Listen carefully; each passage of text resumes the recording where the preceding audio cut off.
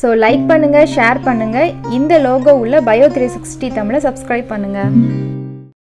Hello students, இன்றைக்கி நம்ம bio 360 தமிழில் பார்க்க போகிறது ரெஸ்பிரேஷன் இன் பிளான்ட்ஸ் சாப்டரில் உள்ள கிளைகோலைசிஸ். இது வந்து ஒரு க்ரீக் வேர்ட். கிளைகோஸ் அப்படிங்கிறது சுகர், லைசிஸ் அப்படின்னா ஸ்ப்ளிட்டிங். இதை கண்டுபிடிச்சவங்க யாருன்னா கஸ்டவ் எம்டன், ஓட்டோ மேயர்ஹாஃப், ஜே பார்னாஸ். அதாவது இதில் எம்டன், மேயர்ஹாஃப், பார்னாஸோட ஃபர்ஸ்ட் லெட்டர் தான் இஎம்பி பாத்வே. கிளைகோலைசிஸை இஎம்பி பாத்வேன்னு சொல்லலாம். ஸோ இது எங்கே நடக்குதுன்னா சைட்டோபிளாசத்தில். ஆன்ஏரோபிக் ரெஸ்பிரேஷனாக இருந்தாலும் சரி, ஏரோபிக் ரெஸ்பிரேஷனாக இருந்தாலும் சரி, ரெண்டுலேயும் காமனாக ஃபஸ்ட்டு நடக்கக்கூடிய ஸ்டெப் வந்து கிளைகோலைசிஸ். இதை வந்து பார்ஷியல் ஆக்சிடேஷன்னு சொல்லுவாங்க. அது ஏன் அப்படின்னா ஒரு குளுக்கோஸ் மாலிக்யூல் பார்ஷியலாக தான் பிரேக் டவுன் ஆகி 2 பைருவிக் மாலிக்யூலாக வந்து ஃபார்ம் ஆகுது. ஸோ இன்னும் கம்ப்ளீட்டாக வந்து இது பிரேக் டவுன் ஆகலை. ஸோ இதை எங்கே கண்டுபிடிச்சிருப்பாங்கன்னா ஈஸ்டில் கண்டுபிடிச்சிருப்பாங்க. ஸோ இதில் ஹெக்ஸோஸ் பாத்வேன்னு இருக்கும், ட்ரையோஸ் பாத்வேன்னு இருக்கும். அதாவது கிளைகோலைசிஸில் நிறைய ஸ்டெப்ஸ் வந்துகிட்டே இருக்கும். அதில் ஒவ்வொரு இடத்துலையும் சப்ஸ்ட்ரேட் ஃபார்ம் ஆகும். எந்தெந்த சப்ஸ்ட்ரேட்டுக்கெல்லாம் 6 கார்பன் இருக்கோ அதெல்லாம் ஹெக்ஸோஸ் பாத்வே. எந்தெந்த சப்ஸ்ட்ரேட்டுக்கெல்லாம் 3 கார்பன் இருக்கோ அதெல்லாம் வந்து ட்ரையோஸ் பாத்வே. அந்த ஹெக்ஸோஸ் பாத்வே நடக்கும்போது அங்கே வந்து ஏடிபி வந்து யூட்டிலைஸ் ஆகும், ஏடிபி வந்து யூஸ் பண்ணும். ஸோ ட்ரையோஸ் பாத்வே அப்போ ஏடிபி எல்லாம் ஃபார்ம் ஆகிட்டுருக்கும். ஸோ இதில் டோட்டலாக வந்து 10 ஸ்டெப்ஸ் இருக்குது.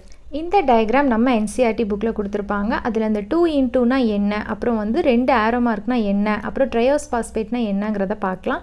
குளுக்கோஸ் ஸ்ப்ளிட்டப் ஆகிட்டே வந்துகிட்டே இருக்கும். ஃப்ரக்டோஸ் 1,6 பிஸ்பாஸ்பேட்டாக வந்ததுக்கப்புறம் ஒரு என்சைம்னால் ஒரு ஆல்டிகைடாகவும் ஒரு கீட்டோனாகவும் மாறும். அந்த ஆல்டிகைடுக்கு பேர் G3P, கிளிசரால்டிகைட் 3 பாஸ்பேட். அந்த கீட்டோனுக்கு பேர் டைஹைட்ராக்சி அசிட்டோன் பாஸ்பேட். ஸோ இது ரெண்டுமே வந்து 3 carbon compound.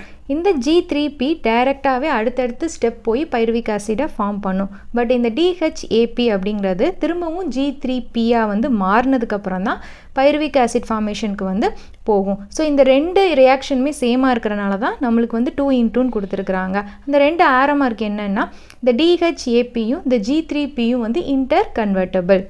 First step glucose 6 பாஸ்பேட்டாக மாறுது. அதாவது இங்கே என்ன நடக்குதுன்னா ஏடிபி அதுலேருந்து ஒரு பாஸ்பேட் பாண்ட் பிரேக் ஆகி ஏடிபியாக வந்து மாறிடுது. ஸோ இந்த பாஸ்பேட் என்ன ஆகுதுன்னா குளுக்கோஸோட 6th கார்பனில் போய் ஆட் ஆகுது. அதனால இந்த ரியாக்ஷனுக்கு பாஸ்போரிலேஷன் பேர்.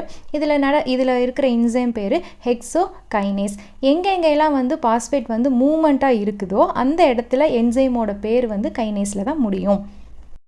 செகண்ட் ஸ்டெப் குளுக்கோஸ் 6 பாஸ்பேட்லேருந்து ஃப்ரக்டோஸ் 6 பாஸ்பேட்டாக மாறுது. ஸோ இங்கே இருக்கிறது குளுக்கோஸ் மட்டும் ஃப்ரக்டோஸாக மாறுது. ஸோ குளுக்கோஸோட ஐசோமர் வந்து ஃப்ரக்டோஸ். ஸோ இங்கே என்ன நடக்குதுன்னா ஐசோமரைசேஷன் நடக்குது. ஸோ இந்த என்சைம் பேர் glucose 6 phosphate isomerase or phosphoglucoisomerase. Third fructose 6 பாஸ்பேட்லேருந்து ஃப்ரக்டோஸ் 1,6 பிஸ்பாஸ்பேட் வந்து வந்திருக்குது.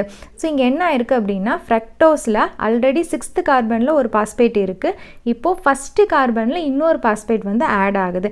இந்த பாஸ்பேட் எங்கேருந்து வந்துச்சு அப்படின்னா ஏடிபி வந்து பிரேக் டவுன் ஆகி ஏடிபியாக மாறும். அதிலிருந்து ஒரு பாஸ்பேட் தான் வந்து இங்கே வந்து ஆட் ஆகிருக்கு. ஸோ இந்த ரியாக்ஷன் பேர் பாஸ்போரிலேஷன். ஸோ இந்த என்சைம் பேர் நான் முன்னாடியே சொன்ன மாதிரி பாஸ்பேட் மூமெண்ட் இருக்கிறனால பாஸ்போ ஃப்ரெக்டோ கைனேஸ்.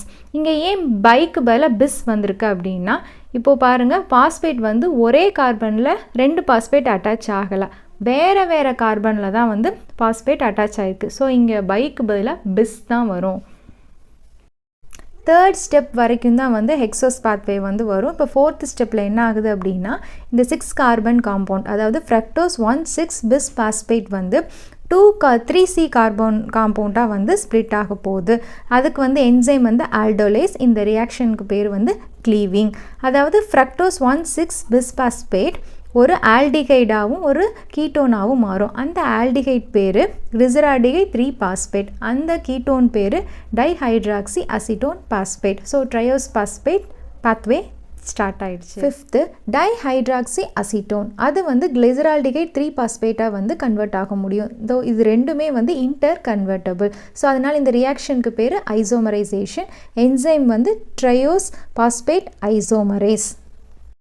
இந்த ரியாக்ஷன் ஏன் நடக்கணும் அப்படின்னா நான் முன்னாடியே சொல்லியிருக்கேன் கிளிசரால்டிகைட் 3 பாஸ்பேட் வந்து டைரெக்டாகவே பைருவிக் ஆசிட் ஃபார்மேஷனுக்கு போயிடும். பட் வந்து இந்த டைஹைட்ராக்சி அசிட்டோன் வந்து கிளிசரால்டிகைட் 3 பாஸ்பேட்டாக மாறி தான் வந்து பைருவிக் ஆசிட் ஃபார்மேஷனுக்கு போகும். 6th கிளிசரால்டிகைட் 3-பாஸ்பேட் வந்து 1,3-bis-பாஸ்போகிளிசரிக் ஆசிடாக வந்து கன்வெர்ட் ஆகுது. ஸோ இங்கே வந்து 3 ரியாக்ஷன்ஸ் வந்து நடக்கும். ஃபஸ்ட்டு வந்து நம்ம ஆக்சிடேஷன் பற்றி பார்க்கலாம். இதில் என்சைம் என்ன யூஸ் ஆகுதுன்னு பாருங்கள். கிளிசரால்டிகைட் 3 டீஹைட்ரோஜினேஸ், அதாவது ஹைட்ரஜன் ரிமூவல் வந்து இங்கே இருக்குது. அதனால இதை வந்து ஆக்சிடேஷன்னு சொல்கிறோம். இங்கே ஆல்டிகைட் வந்து ஆசிடாக வந்து மாறுது. செகண்ட் ரியாக்ஷன் வந்து பாஸ்பாரிலேஷன். இன்னும் சொல்ல போனோம்னா சப்ஸ்ட்ரேட் லெவல் பாஸ்பாரிலேஷன்.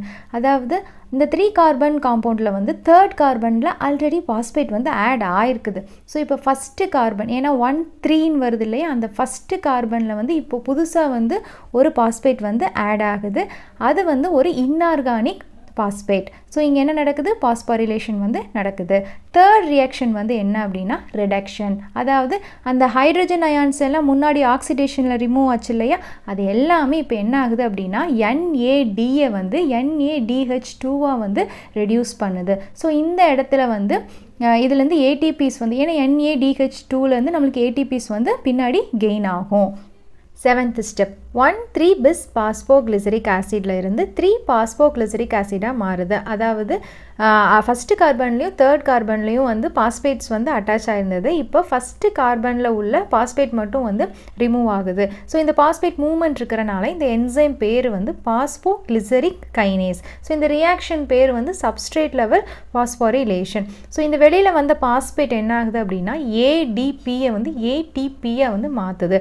ஸோ இப்போ இங்கே நம்மளுக்கு ஒரு டைரெக்டாக ஒரு ATP கெயின் ஆகுது.